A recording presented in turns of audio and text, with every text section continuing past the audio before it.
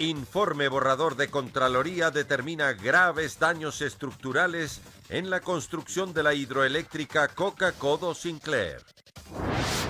Policía Nacional incluyó al exsecretario de Comunicación Fernando Alvarado en la lista de los 10 más buscados a nivel nacional.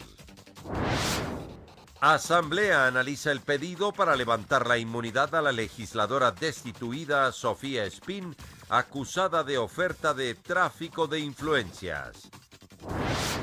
Ministro de Defensa Osvaldo Jarrín confirmó la vinculación de 18 uniformados por la venta de municiones al grupo comandado por alias Guacho. En lo internacional, alrededor de 800 migrantes de la caravana llegan a la frontera entre México y Estados Unidos. Además, muertos por los incendios en California superan el medio centenar.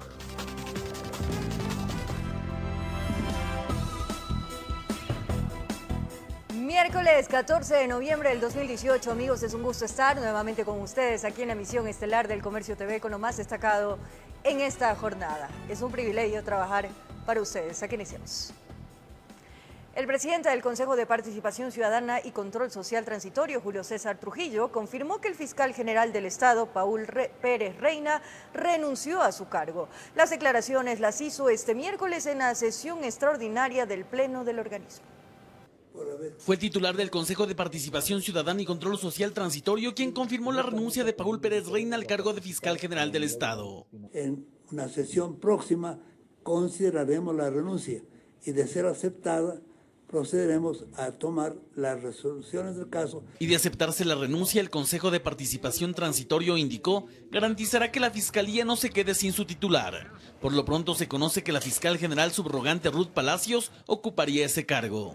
Ella va a continuar hasta que sea nombrado el fiscal titular del cargo. Los motivos de la renuncia de Pérez Reina, dijo Trujillo, serían por asuntos personales. Él tiene su domicilio, como ustedes deben saber, creo que en la ciudad de Ibarra. Él quiere reunirse con su familia y restablecer su...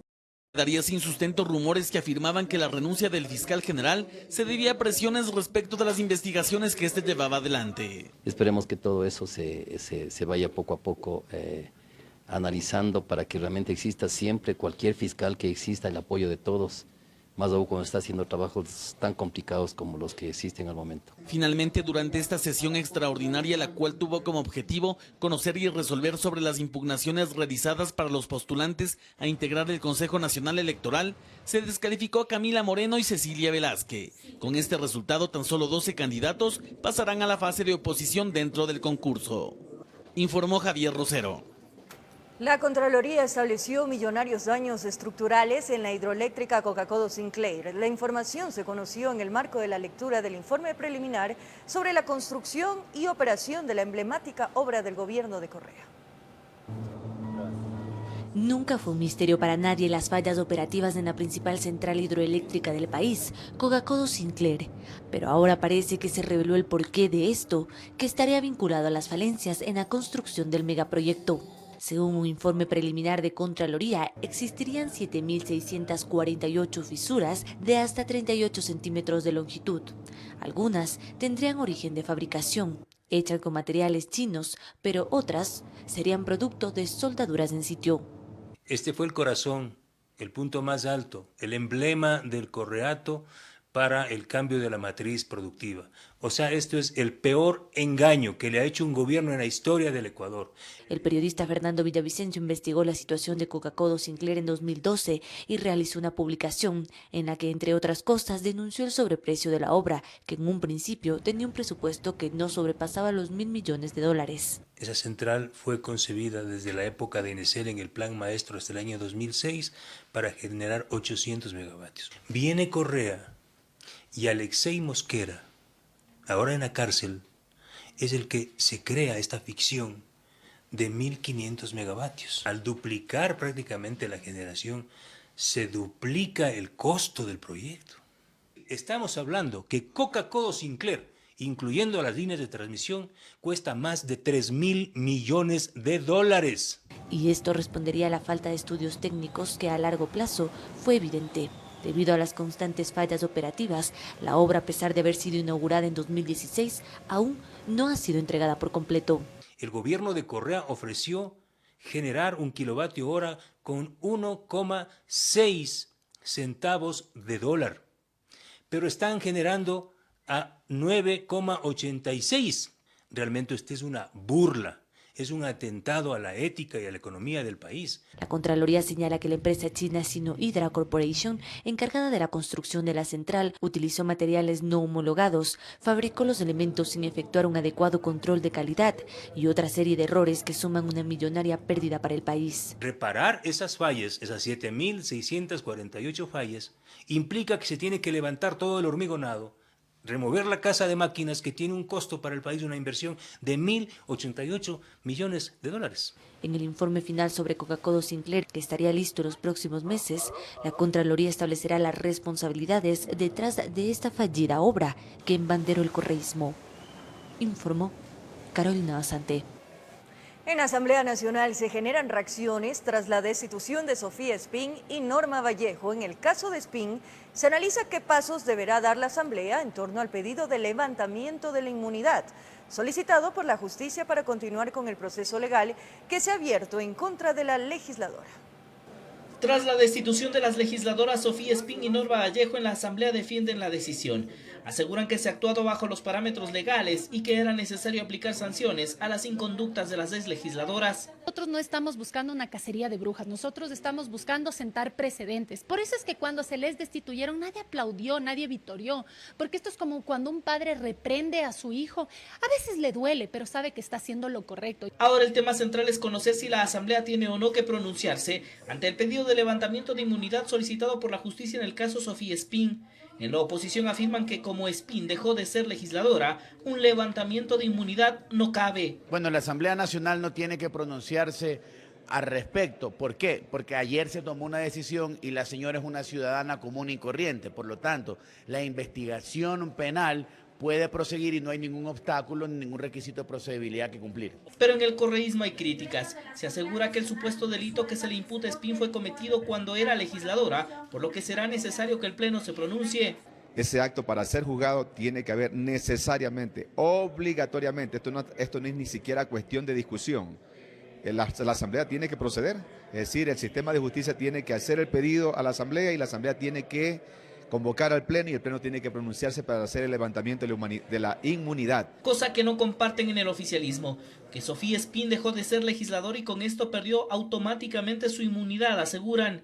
Se pide el levantamiento de inmunidad para quien esté en funciones. Quien ya no esté en funciones ya creo que pasa a ser un ciudadano común o ciudadana común y por tanto la justicia puede actuar. Por lo que afirman que será la presidenta de la Asamblea quien responda administrativamente a la justicia en torno a ese pedido. Y solo es un proceso administrativo en donde se certifique que ya no es asambleísta. En todo caso, en la Asamblea las aguas comienzan a calmarse tras la separación de 2 de sus legisladoras. Se espera que para la próxima sesión asuman las curules oficialmente los asambleístas alternos. Informó Javier Gallo. Existe además preocupación en la Comisión de Desarrollo Económico de la Asamblea por el alcance de la proforma para el 2019. Se asegura que con el precio del petróleo y la baja hay que revisar los rubros de ingresos. Además de que se pide al gobierno iniciar un proceso de renegociación de la deuda externa. Las preocupaciones en la comisión son múltiples, empezando por el presupuesto de ingresos por la venta de petróleo, cuyo precio se coloca en $58 en la proforma y según las estimaciones el precio podría ser menor. ¿En cuánto lo ponemos? ¿En 50, en 51, en 52? Si es así, eso va a generar menores ingresos y mayor déficit. El costo del financiamiento que va a requerir el Estado. En la comisión aseguran que es necesario revisar los montos presupuestados, que el gobierno debe implementar un ajuste verdadero para reducir gastos. Entonces tenemos que tener disciplina fiscal. No hay compromiso de parte del Ejecutivo suficiente aún para achicar el tamaño del Estado. Además de la necesidad de que se inicie un proceso de renegociación de la deuda externa. Esto porque para los próximos años el gobierno tendrá que destinar grandes recursos para el pago de esta deuda. El costo del financiamiento que va a requerir el Estado. Si seguimos con deuda cara, vamos a estar muy complicados, no solamente ahora, sino el próximo año también y los subsiguientes años. Aseguran que si el posible nuevo endeudamiento con China se lo realiza a bajos costos, será positivo para el país. Lo que no queremos es de que se contraiga más préstamos caros y que luego tengamos una deuda que no va a ser pagable. Vamos a ver qué es lo que ofrecen los chinos, si es viable aquello de canjear deuda cara por deuda barata. Este próximo viernes se espera una nueva comparecencia con el ministro de Finanzas para ajustar algunos temas y buscar una salida a la situación económica presentada en la Proforma para 2019. Informó Javier Gallo. Sobre la reducción en el presupuesto para las universidades, el presidente Moreno dice que no se verá afectada la gratuidad, las becas y los compromisos establecidos, mientras que se mantienen las preocupaciones de los representantes de los diferentes establecimientos de educación superior. La reducción de alrededor de 145 millones de dólares en el presupuesto para las universidades ha generado varias reacciones. Sobre este tema se pronunció el presidente Lenín Moreno.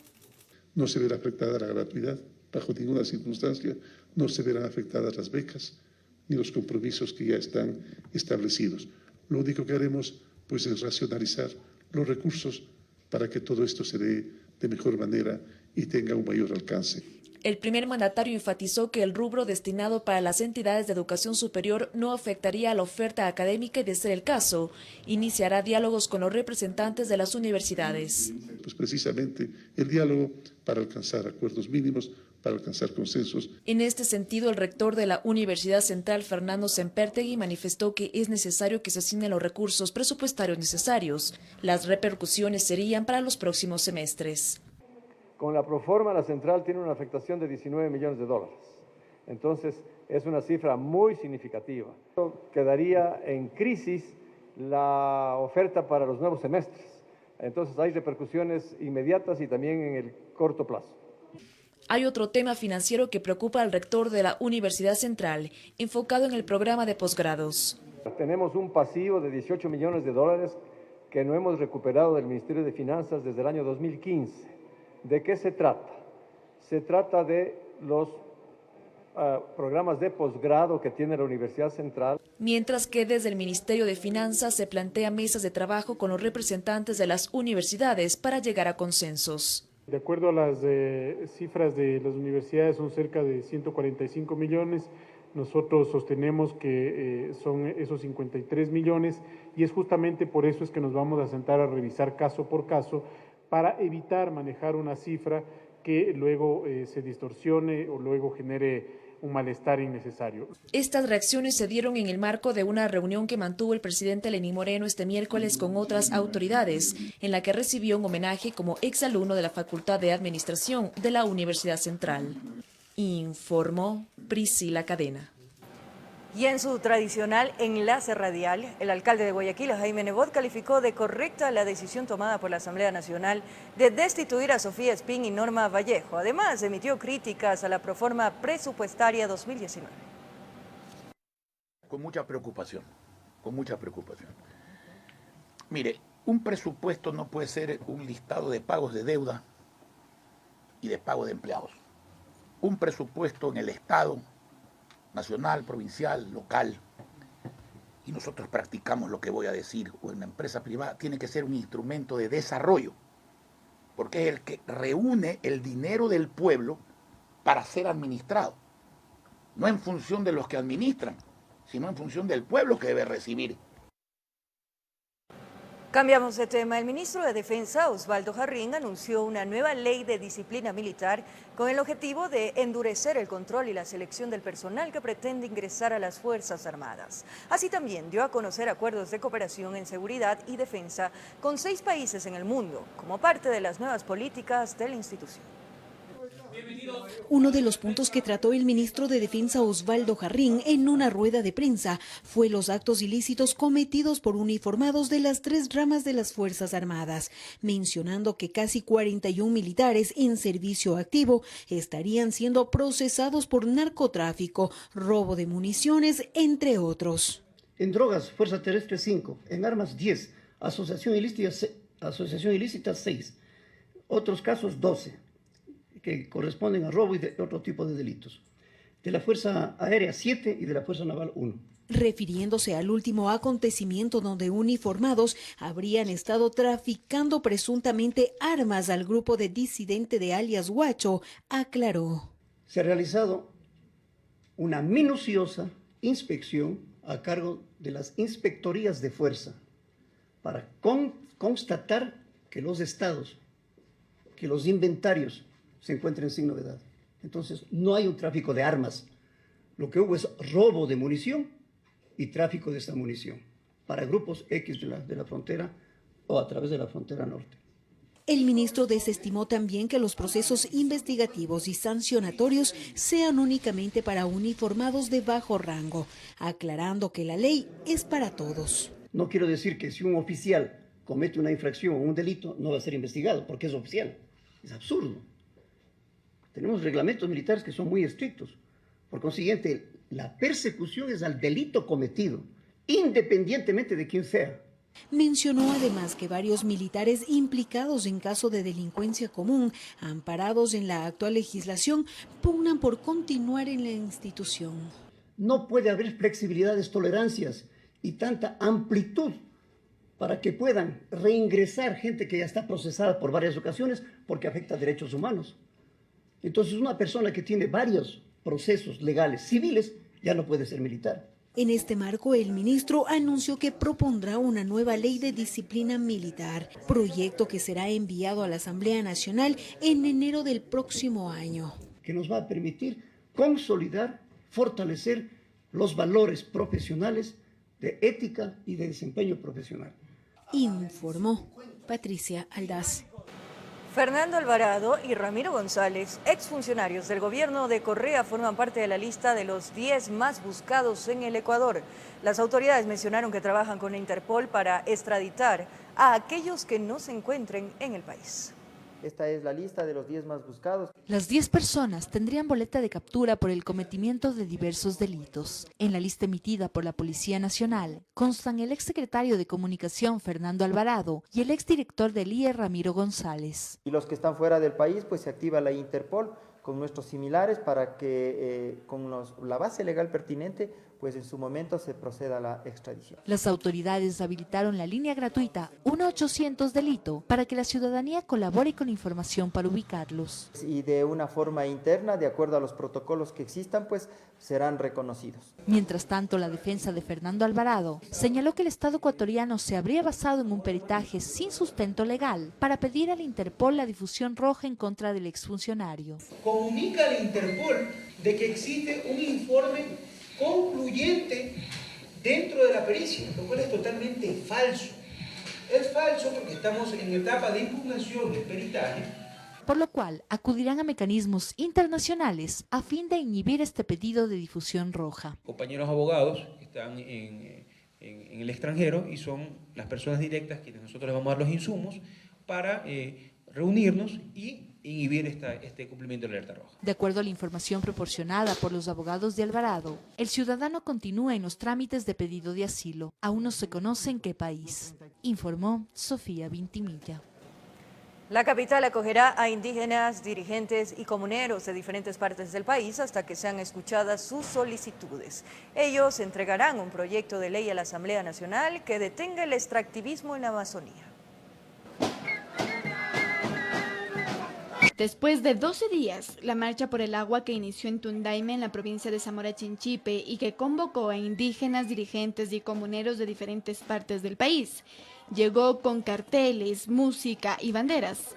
Este miércoles a la capital. No importa los fríos, no importa el sol, hemos llegado y gracias al pueblo de Quito, al pueblo del Ecuador, tanta solidaridad que nos ha dado. Y ojalá el gobierno piense que jugar con el agua es jugar con la vida. Su objetivo es solicitar que se detenga el extractivismo. El día de mañana estaría previsto para pedir que se declare en estado de emergencia el sector agropecuario, además que se restituya la educación intercultural bilingüe, que pare la criminalización de la protesta social y que no se explote el Yasuní. Finalmente lo que estamos pidiendo es un combate a la corrupción. La denominación de la marcha se fijó debido a que las comunidades indígenas aseguran que el agua se está contaminando a raíz de las concesiones. Todo lo que es el extractivismo utilizan el agua entonces va contaminado, así que todos los seres vivientes estamos protegiendo la naturaleza. Tras su llegada tenían previsto entregar un proyecto de ley a la Asamblea Nacional que prohíba la minería metálica en el país. Para que nunca más vuelvan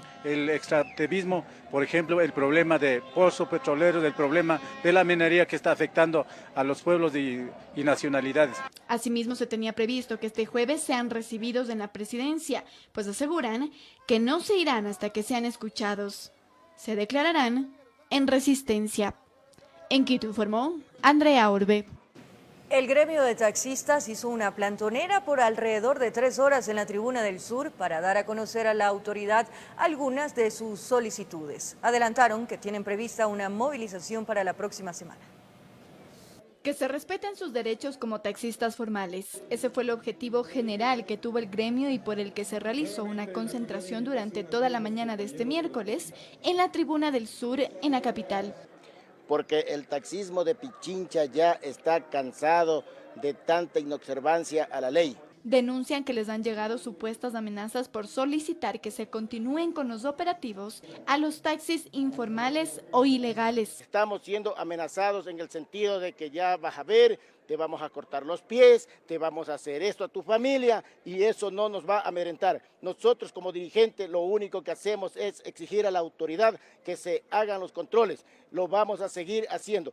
Pero también solicitan que el proceso de regularización de taxis se agilite y no se incluya a nadie que no haya quedado como idóneo en el proceso que aún se lleva a cabo. Primeramente que se pare de ingresar más unidades dentro del distrito metropolitano, porque ya tenemos una aprobación de los idóneos. Que no cederán en su lucha y advierten que el taxismo legal, organizado de Pichincha está unido férreamente para defender los intereses de quienes ejercemos esta noble profesión. No es una amenaza, es nuestro derecho. No podemos quedarnos impacientes, indolentes. Adelantan que ya tienen previsto concentrarse la próxima semana en la Plaza Grande para dar a conocer sus requerimientos a la autoridad. En Quito informó Andrea Orbe. El presidente Lenín Moreno viajó a Guatemala para participar en la 26ª Cumbre Iberoamericana de Jefes de Estado y de Gobierno, con el objetivo de incluir los derechos de las personas con discapacidad y ciudadanos en condiciones de movilidad humana, además de fortalecer el diálogo político y la cooperación con los países de la región iberoamericana. El Foro Iberoamericano, la Cumbre de Guatemala, es la vocación que tienen los jefes de Estado para atender una agenda regional. Nuestro país ha propuesto un comunicado especial que va a ser adoptado al finalizar la cumbre por todos los jefes de Estado y que determinará trabajos en programas conjuntos que emprenderán los países iberoamericanos durante el próximo bienio. Esta agenda y estos objetivos son los que mueven el trabajo internacional multilateral en estas materias, también en el ámbito de la Cumbre Iberoamericana y también, por supuesto, están conectados con el Plan Nacional de Desarrollo Toda una Vida, que está alineado igualmente con estos objetivos. Cambiamos de tema. Unidades de la policía especializada en drogas lograron incautar 350 kilos de clorhidrato de cocaína que fueron hallados en una embarcación que llegó hasta el muelle de Salinas. 3 personas fueron detenidas para las investigaciones. En el cantón Salinas fueron decomisados aproximadamente 350 kilos de droga que luego de las pruebas de campo dieron positivo para clorhidrato de cocaína. El alcaloide fue encontrado en el interior de un yate en la playa de este balneario. En el operativo se detuvo a 3 ciudadanos salinenses, quienes en días pasados habrían realizado trabajos de mantenimiento a la embarcación, según manifestó su abogado. Ellos se dedican a la reparación de mantenimiento de botes, de estos botes deportivos, Parece que ha habido un presunto delito de drogas, pero ellos son unos muchachos que trabajan nada más, empleados, obreros, que no tienen ninguna responsabilidad en esta situación. La droga estaba distribuida en 18 sacos de yute, los mismos que fueron decomisados y llevados hasta la unidad de antinarcóticos para la respectiva evaluación. Las unidades de inteligencia UIAN y GEMA de la Policía Nacional continúan con las investigaciones y posteriormente se dará mayores detalles del operativo. Desde la provincia de Santa Elena informó Darwin Villao. En el sector de Sangolquí, un camión que transportaba material aurífero fue detenido por elementos de la Policía Nacional. Aparentemente se trataría de minería ilegal y no contaba con la guía de remisión ni permiso de movilización. El operativo de control se armó en un sitio estratégico a la altura del redondel del Colibrí en la ciudad de Sangolquí. Pronto apareció este camión cuyos ocupantes se mostraron inquietos ante la presencia de los uniformados. En el cajón observaron sacos de yute que a simple vista estaban llenos de abono de gallina. Si vienen camuflados en este material, este abono orgánico, posiblemente no fue obtenido en debida forma. Al intentar levantar los saquillos, los policías se toparon con un peso exagerado. El abono era solo una especie de cortina para tapar lo que verdaderamente contenían. Hemos tenido una planificación en diferentes lugares para erradicar estas anomalías. Contabilizaron 320 sacos de yute, todos estaban repletos de material aurífero, es decir, rocas que supuestamente contenían partículas de oro. El cargamento habría salido de alguna minera ilegal ubicada en San Lorenzo y tenía que llegar a Portobelo, provincia del Oro, es decir, planificaron cruzar todo el país. Al ser una extracción de manera ilegal, al no trasladarse de manera adecuada, una guía de movilización y una extracción legal, entonces se constituye obviamente en una infracción. Se trataría de un cargamento millonario, pero ilegal. El trabajo policial permitió ubicar otro vehículo que era parte del equipo de avanzada. Siempre estaba adelante indicando si la vía estaba libre, pero en esta ocasión pasaron sin imaginarse que minutos después un operativo les iba a dañar el negocio. No pudieron justificar el material que llevaban dentro del camión.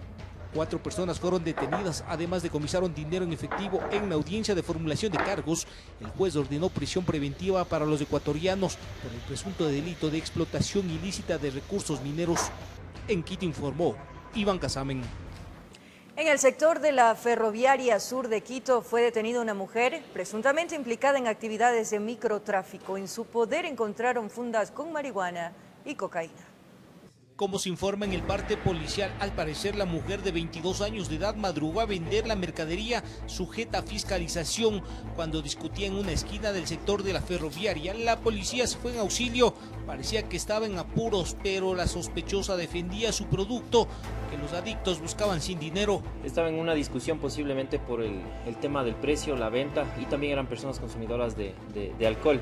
Ellos se fueron, eran alcohólicos y narcodependientes. La mujer no logró justificar su presencia en el lugar. Al revisar el bolso que cargaba, aparecieron fundas que contenían una sustancia verdosa, mejor dicho marihuana, y otras con pasta base de cocaína. Se procede a realizar un registro de la ciudadana, la misma que puso resistencia.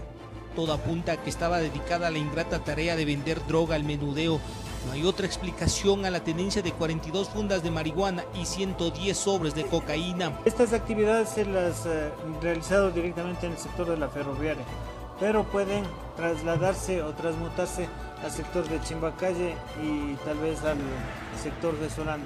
Incluso la policía habla que los microexpendedores, es decir, los que abastecen en las calles, buscan la manera de generar mayor demanda en el mercado y ofrecen combos, 5 gramos de marihuana y 1 de cocaína en $5. Puede ser que el arma blanca haya sido también como un objeto como para defenderse del trabajo ilícito que ella está haciendo. Y los celulares está por dictaminarse si es que tal vez han sido reportados como robados o también puede ser como parte de pago. Este no fue su día, como que se levantó con el pie izquierdo, discutió en primera instancia con unos chumaditos y luego terminó presa. En Quito informó Iván Casamen. Ordenan prisión preventiva para taxista informal de nacionalidad venezolana, quien es acusado de abusar sexualmente a una ciudadana dentro de su vehículo. Este hecho ocurrió en la ciudad de Guayaquil. La pesadilla de esta ciudadana inició el martes 23 de octubre, cuando eran las 21:42. y se subió a un taxi que había solicitado mediante una de las aplicaciones que tenía una de sus amigas en el teléfono celular. De ahí el vehículo avanzó hacia la avenida Francisco de Orellana y a la altura de Pascuales. Aproximadamente a las 22 horas, fue abusada sexualmente. A ella el chofer la amenazó con un revólver en la cabeza. Me obligó a hacer sexo oral y se llevó mi cédula y me dijo si yo llego a ver en la fiscalía, en la página de la fiscalía, una denuncia con tu nombre, yo busco y te mato porque sé dónde estudias, sé todo, porque para ese día yo estaba uniformada. Estuvo callada 2 días, pero el viernes 26 de octubre rompió el silencio y acudió a la fiscalía a presentar la denuncia por el delito de violación. Lo único que buscaba era que detengan al responsable y se haga justicia. ¿Cómo logré salvarme de que me viole? Porque esa era su intención. Le dije que era portadora de VIH y que tenía herpes. En ese momento se me ocurrió decirle todas esas cosas. Pero pasaron 20 días. La mañana de ese lunes 12 de noviembre, trabajo investigativo de la Policía Nacional logró detenerlo fuera de su casa en la Ciudadela Marta de Roldós. El fiscal César Suárez dio detalles de cómo lo identificaron. Este teléfono celular está en posesión de otra persona, por lo cual esta persona dijo: no, este teléfono no es mío, yo solo ando trabajando. Entonces esta persona es quien los lleva hasta el lugar donde se encontraba el hoy procesado de nacionalidad venezolana. Asimismo, la general Varela, comandante de la zona 8 de la Policía Nacional, asegura que esa persona de 36 años, que ahora se encuentra con prisión preventiva, ingresó al país hace tan solo 2 años. Trabajando en la ciudad de Quito, hace 2 meses llega acá a la ciudad de Guayaquil. Él está legalmente inscrito, se ha verificado y pertenece a esta compañía de taxis donde estaba laborando desde hace 2 meses aproximadamente en el Ecuador. Intentamos obtener una entrevista con algún representante de la compañía mencionada en la denuncia y el personal encargado de las relaciones públicas de la misma aseguró que no son responsables. Nosotros nos solidarizamos con todos los temas que puedan estar sucediendo y obviamente condenamos categóricamente todo tipo de violencia, pero obviamente no somos responsables. Todos los que tienen la intención de utilizar la aplicación y ser conductores tienen que pasar por un proceso exhaustivo de seguridad. ¿Y eso tiene que ver con perfil psicológico? Algunos procesos, muchos procesos, la verdad, algunos. Ahora continúan 90 días más de investigaciones. La Fiscalía recetará algunas versiones y se podría conocer un poco más el modus operandi de ese señor extranjero, informó Charlie Pizarro. Momento de nuestra primera pausa, amigos. Gracias por seguir en nuestra sintonía. Como lo anunciamos, una adolescente de 15 años salió volando de un juego mecánico en el Quinche. La menor se encuentra internada en cuidados intensivos en un hospital privado, mientras las autoridades investigan las causas del accidente.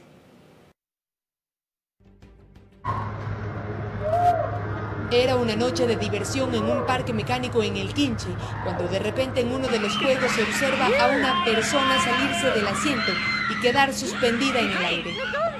Gritos de desesperación se escuchaban en el sitio pidiendo que se detenga la máquina, pero esta continuó hasta que la persona salió volando y cayó sobre el pavimento. La víctima es una adolescente de 15 años. Que resultó gravemente afectada. Una vez que fue estabilizada, fue llevada a un hospital público y luego los dueños, los administradores de este centro de diversiones, en labor conjunta con los familiares, la trasladaron a un hospital privado donde permanece en la unidad de cuidados intensivos. Las investigaciones sobre este trágico hecho continúan y se sostiene como primera hipótesis una posible falla en el sistema hidráulico. El ingeniero mecánico de la Dirección de Riesgos hizo una evaluación de todas las máquinas y lastimosamente no se encuentran en buen estado, por lo que actualmente este parque ha sido totalmente suspendido, ya que tampoco cuenta con los permisos respectivos. El secretario de Seguridad de la Alcaldía de Quito, Cristian Rivera, hace un llamado a la ciudadanía que frecuenta estos sitios de diversión. Que antes de subir a un juego vean las seguridades que exista, vea cuál es la estatura permitida. También pide a los empresarios tener en orden todos los permisos y las máquinas en buen estado para poder funcionar y evitar este tipo de desgracia. Informó Valeria Navarro. En la avenida Simón Bolívar se registró un múltiple accidente de tránsito que dejó 2 personas heridas. Uno de los conductores quedó atrapado entre los fierros de su vehículo. Muchas veces el querer ganarle unos cuantos segundos al día o distraerse en el celular, incluso en la radio, terminan en accidentes graves. Cerca a la entrada a Carapungo, 3 vehículos fueron protagonistas de un percance de tránsito, requiriendo la atención urgente de los organismos de socorro. Uno de los rescatistas del cuerpo de bomberos contó que al conductor de este vehículo azul le rescataron de la cabina. Se encuentra con varios golpes y con politrauma. Necesita ser valorado y trasladado a una casa de salud. Sí, se encontraba atrapado dentro del vehículo. El otro conductor salió con golpes de consideración. Fue necesario estabilizarlo para su posterior traslado a una casa de salud. Es decir, triple choque que dejó 2 heridos y una persona asustada por los segundos de desesperación que vivió cuando el accidente se convirtió en la peor experiencia de su vida. Para poder ser trasladados en una ambulancia del Cuerpo de Bomberos y en una ambulancia del Ministerio de Salud hacia casas de salud. Los vehículos transitaban en sentido sur-norte. No se descarta que hubo exceso de velocidad de uno de ellos, es decir, imprudencia. Serán las investigaciones las que determinen quién fue el causante del triple impacto. Tenemos una pérdida de carril de circulación con estrellamiento y choque por alcance. 3 vehículos involucrados con 2 heridos. Por la hora en que se produjo el accidente, el tráfico se volvió pesado. Una extensa fila se formó en la avenida Simón Bolívar. El procedimiento tomó a las autoridades encargadas del control de tránsito cerca de 1 hora. El procedimiento es ingresar los vehículos a los patios de retención y los conductores a una detención preventiva. Tenga cuidado, más cuando la lluvia se hace presente, salga temprano, no vaya a ser que por ganar 1 minuto al día pierda la vida en 1 minuto. En Quito informó Iván Casamen. Un camión cargado con 8.000 libras de camarón se accidentó contra un alimentador en la Metrovía sin dejar personas heridas. El percance se produjo en el ingreso principal de la parroquia Pascuales al norte de Guayaquil. El camión cargado con 8 gavetas pretendió salir desde una estación de combustible ubicada en el ingreso hacia Pascuales. Según testigos, el conductor aplicó mucha velocidad y eso lo llevó a perder el equilibrio. Y después de meterse combustible a la salida, él hace un giro en U brusco y no alcanza a la maniobra y pasa un alimentador de la Metrovía y se engancha, lo cual en el enganche, en el impacto angular, en el impacto lateral angular, la Metrovía, el alimentador lo engancha o se enganchan y lo coge y lo vuelca hacia el costado derecho. Me doy cuenta que el vehículo se vira. A lo que se vira va contra del bus. Gracias a Dios que no hubo heridos los usuarios y tampoco yo salí, gracias a Dios, sin novedad. Debido al golpe y las 8 cajas con capacidad para 1.000 libras de camarón cada una se destaparon derramando el producto sobre la calzada. Eso atrajo la atención de transeúntes y comerciantes informales del sector. Lo que sí era la gaveta, las tapas se destaparon, el producto de los camarones se derramó en la calzada y la gente aprovechó. Y no vio otro recurso que tomar y posesión de algo que estaba expuesto en la calzada. Ambos vehículos fueron trasladados hasta el canchón a fin de continuar con las pericias respectivas. Sí, lo que pasa es que quería ganar el carro que venía por acá a la derecha. Informó José Morales. Se estima que desde el año 2015 10 profesores de la Universidad Central del Ecuador fueron separados de sus cargos tras denuncia de supuesto acoso sexual. El centro educativo mantiene un protocolo especial para atender a las víctimas. Sin embargo, muchos estudiantes aseguran que los procedimientos no son los adecuados. Cristina puso sobre la mesa una incómoda realidad que se vive en las aulas universitarias. Ella es estudiante de la carrera de Artes de la Universidad Central y el pasado mes de junio se hizo pública una denuncia que realizó contra uno de sus profesores por su inadecuado comportamiento. Durante 5 semestres tuvo que soportar las insinuaciones y miradas sugerentes del docente, que incluso llegó a amenazarlas si ella no accedía a sus peticiones. A mí se me pidió, por ejemplo, pasar un fin de semana en Papayacta, por ejemplo. Me decía que me iba a quedar de semestre porque mis obras no servían. La denuncia de Cristina tomó alrededor de 2 años en ser procesada. Durante este tiempo, ella logró recoger otras 12 denuncias de presunto acoso sexual en la Universidad Central, pero dice que no son las únicas. Hay otras, pero aún hay mucho temor para decirlo públicamente. Esto no es una cuestión de género, esta es una cuestión de justicia. Esta semana fueron destituidos 3 docentes más tras las acusaciones en su contra, aplicando un protocolo especial que fue implementado a finales de 2017 por esta universidad para tratar la problemática. Este protocolo hace que se permite a los estudiantes protegerlos, no revictimizarlos y adicionalmente que puedan tener la tranquilidad de no tener al agresor muchas veces en las aulas nuevamente.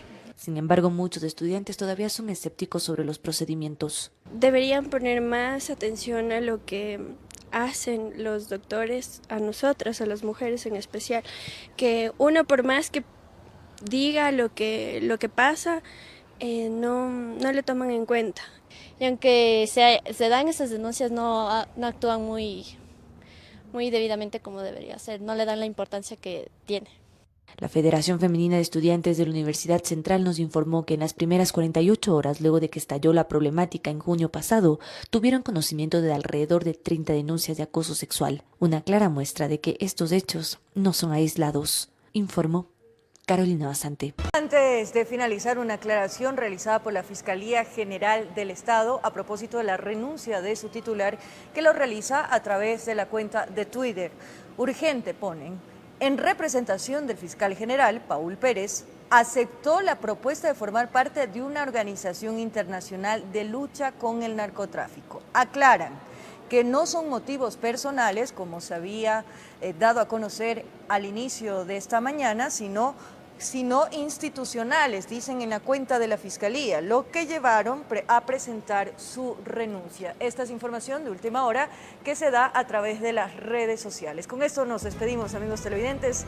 Gracias por su compañía, cariño, pero sobre todo, fiel sintonía. Un abrazo grande.